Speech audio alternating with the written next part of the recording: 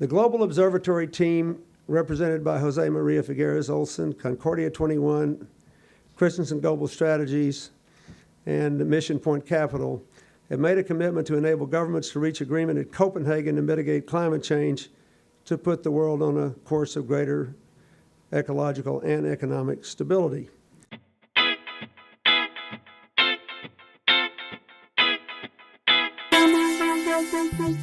To many of us around the world, there is no doubt that in climate change we are facing the most important battle with respect to the future of humankind on our planet.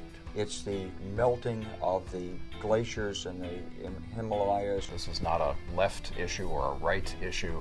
This is a global issue, and it's all about our future. Which will affect the water supply and the dry seasons for some 2 billion people. We see the effects in our daily work in communities where water supplies are being reduced, drought cycles are being reduced. We have fires in California, we have floods in West Africa, we have floods in Asia. Something dramatic is changing in our environment. We don't necessarily fully understand what it is, but we know something's changing and we're having to change with it. And the possibilities of very difficult situations arising if we don't take action. We've got to act now.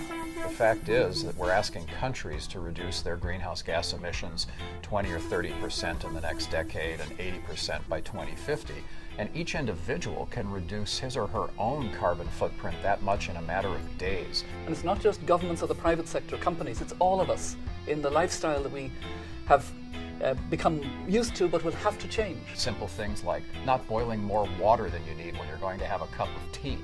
All of those simple things can actually cut your carbon footprint the same amount that we're asking entire countries to cut theirs. It's crucial to get a good agreement and an effective agreement in Copenhagen because we have very little time left in which we have to ensure that emissions of greenhouse gases globally start declining.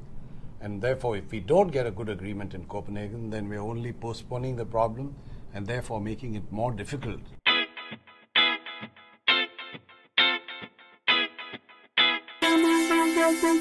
This is an urgent justice issue, a moral issue, a values issue.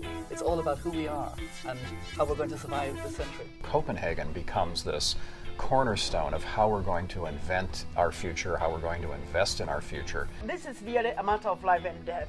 So it is extremely important for governments and for the people of the world to be on the right side. Reaching an agreement at Copenhagen is too fundamental to our livelihoods and our future to be left in the hands of the negotiators by themselves. A future with limited resources, including limited air quality and water quality and so forth, are all tied up in the outcome of the decisions that will be made at Copenhagen. We must get agreement now, hopefully in Copenhagen, a binding agreement, and it must make sure that we stay below 2 degrees centigrade.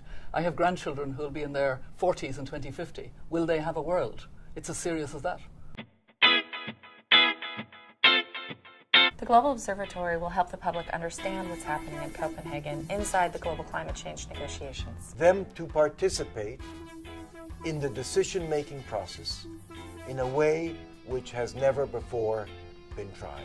I think it's essential to create the political space whereby leaders can really start taking the right decisions because let's face it, we really have to bring about a major change from business as usual. If you, the citizens, put pressure on your leaders, then we will see the leaders in Copenhagen react more cooperatively. I've worked on climate change for nearly 2 decades, and in that time I've worked at a bilateral and a multilateral basis on climate change and energy issues. And the public must be engaged to enable our governmental leaders to take more aggressive action on this issue. And leaders, understandably, are not going to take risks unless they have the political space. We hope to achieve the political space for leaders around the world and their representative negotiators in Copenhagen to achieve a high-quality agreement. The Global Observatory is absolutely crucial to getting the right kind of a deal in Copenhagen, and more importantly, the implementation of any deal going beyond Copenhagen. The term black box is used in the aviation industry to represent the box in which everything that is happening in a flight is recorded. The problem is that we don't know what is being recorded, just as we would not know what is happening within the negotiating process at Copenhagen. Therefore, the Global Observatory will establish itself as a white box, as the focal point where what's happening in the negotiating process is being interpreted in real time and is being disseminated through the media to every part of the world for people to be informed and empowered for their decision-making process.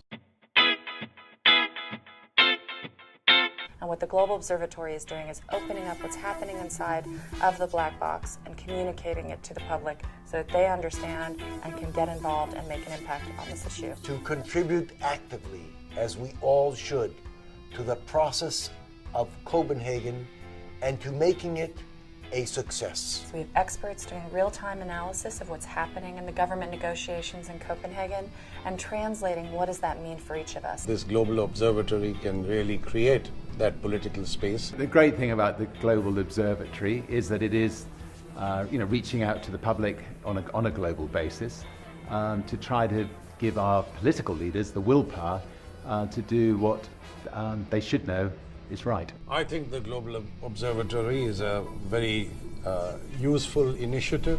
It's a timely initiative, and it's something which I think can make a difference. As a former president of my country, Costa Rica, I know only too well how important it is to have good political support behind the decisions that must be made. And as Gandhi always said, be the change you want to see in the world. In other words, we have to back up our words with action.